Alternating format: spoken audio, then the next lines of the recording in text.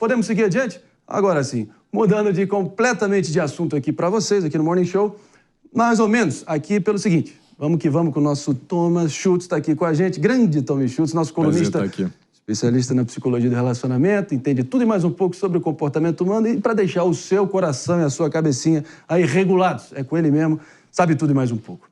Agora, olha só, tem aquela DR, né, com o seu parceiro, é complicado para qualquer um, a maioria das pessoas tenta evitar, mas de vez em quando realmente é inevitável. Ainda mais quando o assunto é sobre sexo, vamos ser sinceros. Abrir o jogo ali para você e tentar alinhar as expectativas, esse é um termo que o Tommy sempre usa muito bem, acho que virou quase um mantra dele. Alinhar as expectativas, alinhar os ritmos, alinhar também, e talvez até propor fantasias.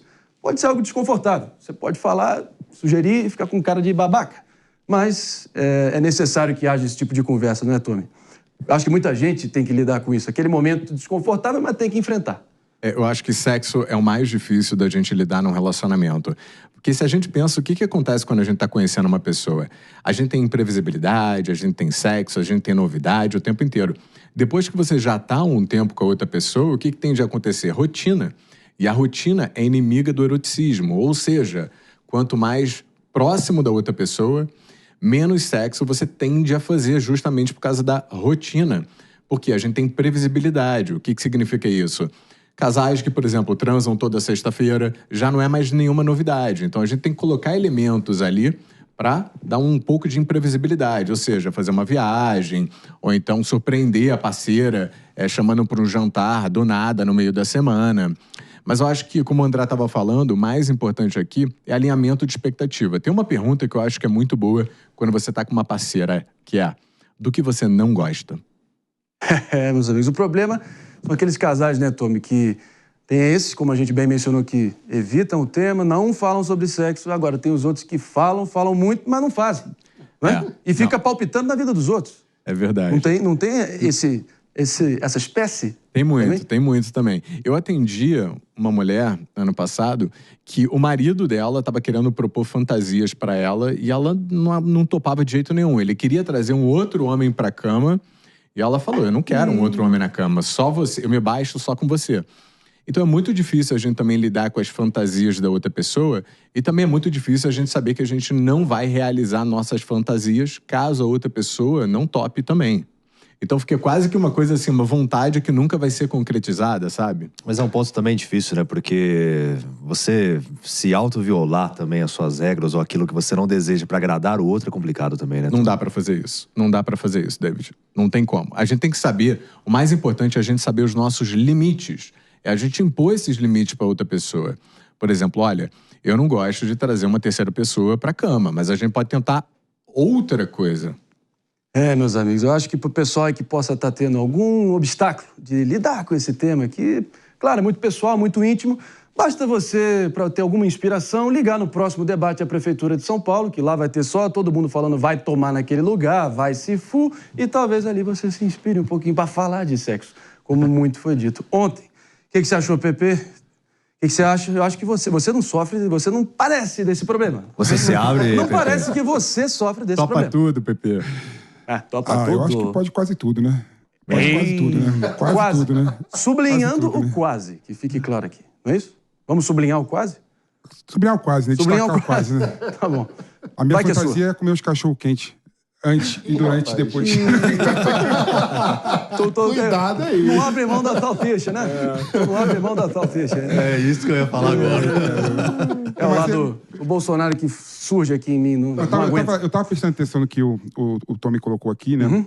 Alguns pontos que ele colocou me fizeram refletir sobre por que é tabu, né? Ainda falar em sexo numa relação, né? Que deveria... O sexo, na verdade, é intimidade, né? Quanto mais intimidade você tem com alguém, né? O sexo é melhor, né? E quanto mais intimidade você tem com alguém, teoricamente, você estaria à vontade de falar sobre essas questões, né? Sem nenhum tipo de tabu, né? E o dia da contemporaneidade é cada vez mais tenso, cada vez mais difícil, né? E fica cada vez mais complicado você arrumar um tempo a dois, né? Você e o seu parceiro. O que você acha dos casais que atualmente marcam e agendam dia, horário para fazer sexo, né? Para ter o hábito de amor? A própria Cláudia Raia indo nessa direção? Eu vejo muitas pessoas fazendo isso. Por quê?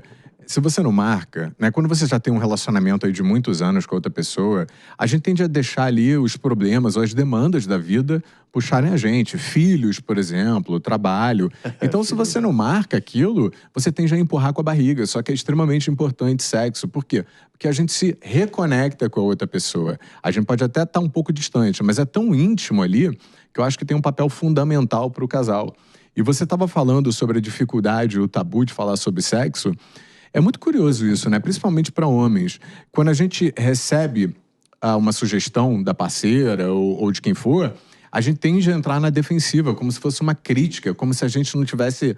Como se a gente não fosse bom o suficiente ali para outra pessoa. Então a gente entra na defensiva. A gente não sabe que, na verdade, a outra pessoa está falando para a gente melhorar. Porque não tem como a gente saber o que a outra pessoa gosta também. Precisa de um diálogo ali, porque cada pessoa sente prazer de uma forma diferente. É que eu acho que tem uma dimensão também, que sexo não é só intimidade, é também fantasia. Então, tem uma dimensão da fantasia, que é a fantasia que você tem sobre você mesmo Sim. e sobre o seu parceiro. E às vezes, quando você trata das questões diretamente, você cria fraturas nessa fantasia, né? Você cria...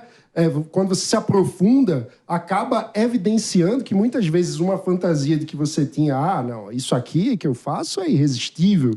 E aí você percebe que, na verdade, não é irresistível, que a outra pessoa pode nem gostar daquilo. Isso, às vezes, fere o nosso narcisismo e a nossa autoimagem e, com isso, a autoestima sexual também, né? Então, muitas vezes é difícil tratar dessas questões, porque quando você se aprofunda, você tem que lidar com o fato de que sua fantasia, que você tinha...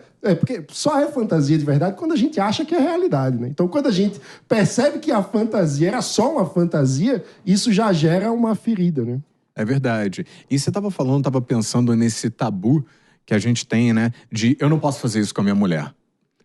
Né? Tipo assim, eu não posso realizar isso com ela, eu posso realizar com outras pessoas ou pessoas lá atrás, mas a minha mulher não. Ela é aquele tabu do tipo assim, ela é a princesinha e eu não posso fazer isso com ela. Eu acho que não tem nada mais gostoso do que a gente poder fazer com a outra pessoa que a gente quer e ela fazer com a gente, contanto que a gente entra aí num consenso. Eu tô achando o nosso David Tasso muito omisso, muito caladinho nessa história toda. Tá mais sumido que pai devendo pensão. Que história é essa, David? Não, O que você acha disso tudo? É que o David é casado há 30 anos, quase. Mas mete a mão nessa cumbuca, eu quero te ouvir. Tem um relacionamento já longo, né? Vou completar, inclusive, nesse mês 10 anos de casado, né? Mas o filho é um limitador, né? Porque você não tem o controle sobre ele. Você coloca pra dormir no quarto, e aí, eventualmente, à noite, tá ali começando os trabalhos, de repente aparece a criança. Então, realmente é difícil de você...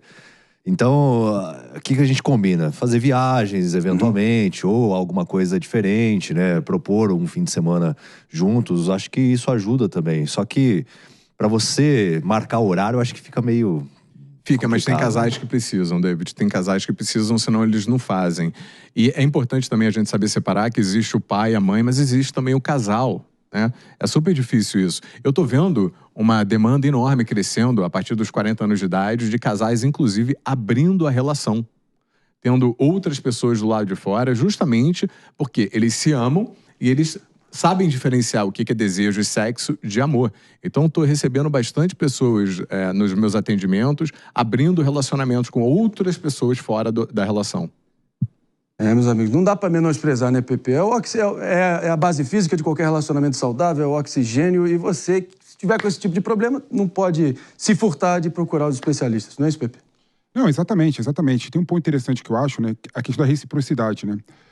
Relação sexual, ato de fazer amor, na verdade, não é só ato de se satisfazer, é de satisfazer o outro, né? Quando você olha uma relação sexual dessa forma, né?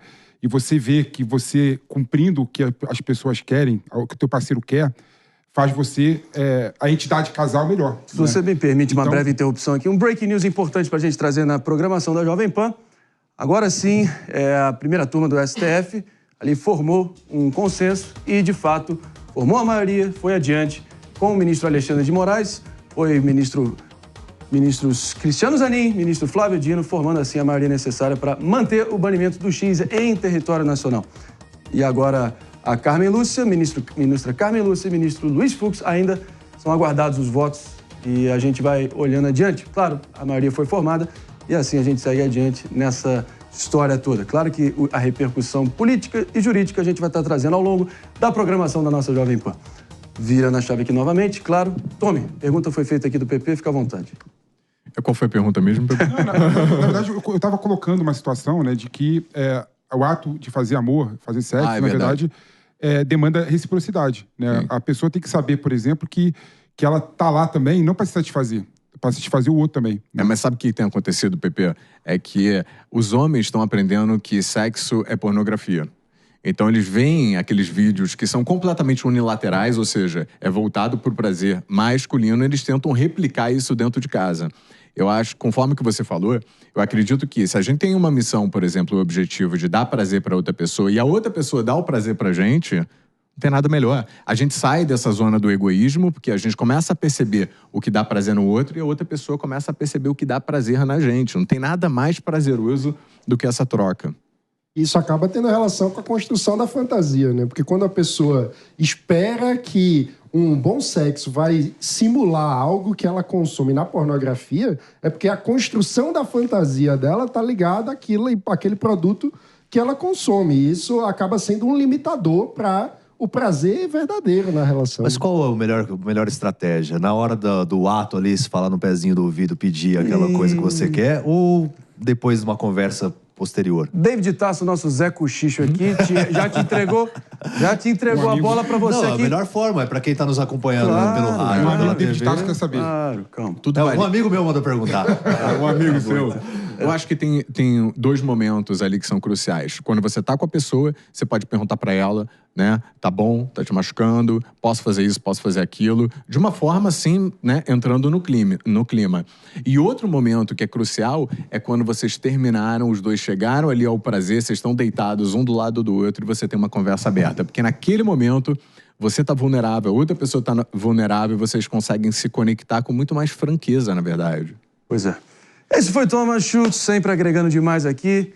E é isso. Se tiverem qualquer questão, qualquer dúvida ali, qualquer receio de realmente lidar frontalmente com essa questão, que é tão relevante para qualquer relacionamento saudável, procurem profissionais como o nosso querido Thomas Schultz aqui, que é diferenciado, sabe tudo e mais um pouco. Valeu, mestre. Obrigado pela presença. Obrigado. E o Morning Show a gente segue